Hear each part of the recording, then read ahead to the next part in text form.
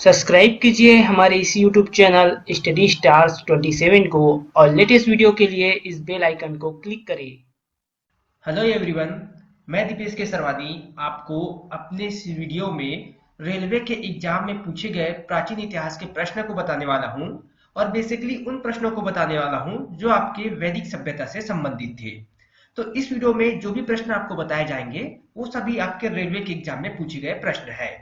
तो चलिए हम लोग देखते हैं कौन कौन से प्रश्न वैदिक सभ्यता से बेसिकली पूछे गए थे। तो पहला प्रश्न है, यजुर्वेद में यजुर का अर्थ क्या है? देखिए क्वेश्चन सरल हो सकता है लेकिन इंपॉर्टेंट है, रेलवे के एग्जाम में पूछा गया है। आंसर क्या हो जाएगा? ऑप्शन नंबर सी, बलिदान। तो यजुर्वेद में यजुर का अर्थ क्या है? बलिदान है।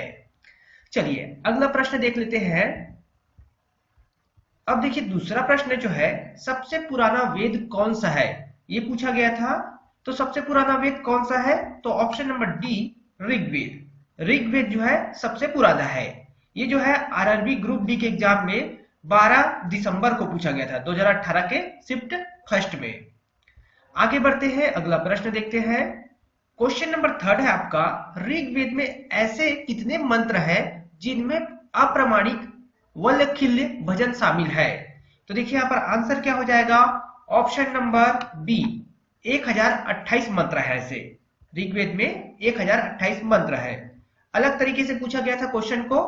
एक और क्वेश्चन है सेम, लेकिन वो सिंपल पूछा गया है, आगे उसको हम लोग देखेंगे। अब देखिए यहाँ पर क्वेश्चन नंबर 4 है आपका, यजुर्वेद की कितनी मात्राएं है? यजुर्वेद में कितनी मात्राएं हैं? तो 2 मात्राएं हैं। याद रखिएगा, ऑप्शन नंबर बी आंसर हो गया, 2 मात्राएं हैं यजुर्वेद में।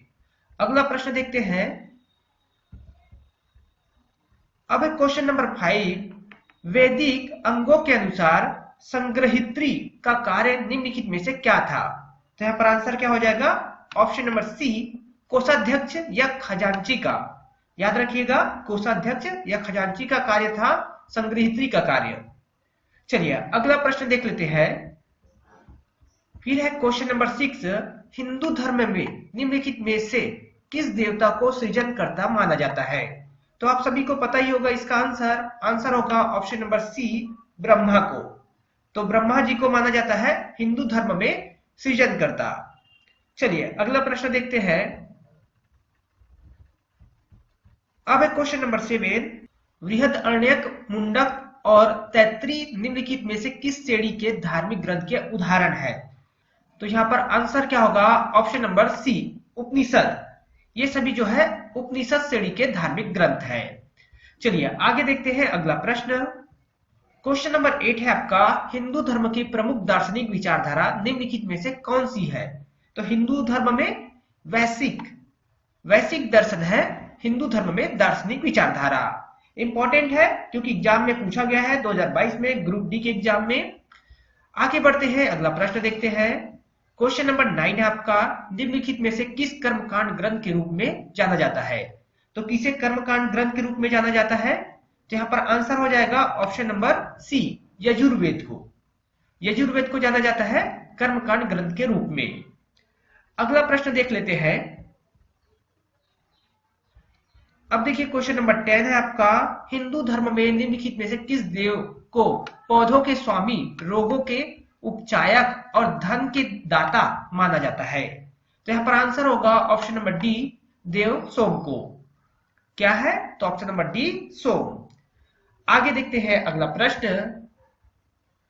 फिर देखिए क्वेश्चन नंबर 4 है आपका, ऐत्रेय उपनिषद निम्नलिखित में से किस वेद के ऐत्रेय आरण्यक की दूसरी पुस्तक के 4, 5वें और 6ठे अध्याय में संबंधित है और इसे सबसे पुराना उपनिषद माना जाता है? तो आपको बताना है ऋग्वेद। यहाँ पर आंसर लिया गया था जो कि रेलवे के द्वारा, ऑप्शन नंबर सी हो जाएगा ऋग्वेद। आगे बढ़ते हैं। क्वेश्चन नंबर 12, निम्नलिखित में से कौन सा वेद जादुई अनुष्ठान और वशीकरण के बारे में बताता है? तो यहाँ पर आंसर क्या हो जाएगा? Option number first, Atharvaveda. Atharvaveda जो है आपके जादुई अनुष्ठान, वशीकरण, इस प्रकार की चीजों के बारे में बताता है। अगला प्रश्न देखते हैं इसी में। अब देखिए क्वेश्चन नंबर 13 है, निम्नलिखित में से कौन सा वेद संगीत का वर्णन है? देखिए किस वेद में संगीत का वर्णन है? तो सामवेद में। ऑप्शन नंबर ए आंसर हो जाएगा सामवेद में। ये भी 2018 में पूछा गया था ग्रुप डी के एग्जाम में। आगे बढ़ते हैं, क्वेश्चन नंबर 14 है आपका, ऋग्वेद में कितने मंत्र है? तो देखिए ऋग्वेद में 1028 मंत्र है। ऊपर ही मैंने अभी आपको बताया कि इसे सिंपल तरीके से कैसे पूछा जा सकता है। तो इस प्रकार पूछा जा सकता है कि ऋग्वेद में कितने मंत्र है। आगे देखते हैं अगला प्रश्न। एक क्वेश्चन जो है महाजनपद काल से देख लेते हैं, या फिर हम प्राचीन से ही समझिए। प्राचीन काल में अवध को किस नाम से जाना जाता था? तो अवध जो है उसे कौशल के नाम से जाना जाता था। प्राचीन काल में कौशल के नाम से। ये जो है आरआरबी एनटीपीसी में पूछा गया था। क्वेश्चन जो है आरआरबी एनटीपीसी में पूछा गया था। तो सारे जो प्रश्न मैंने अभी बताए हैं, सारे के सारे क्वेश्चन जो है आपके एग्जाम में पूछे हुए प्रश्न है।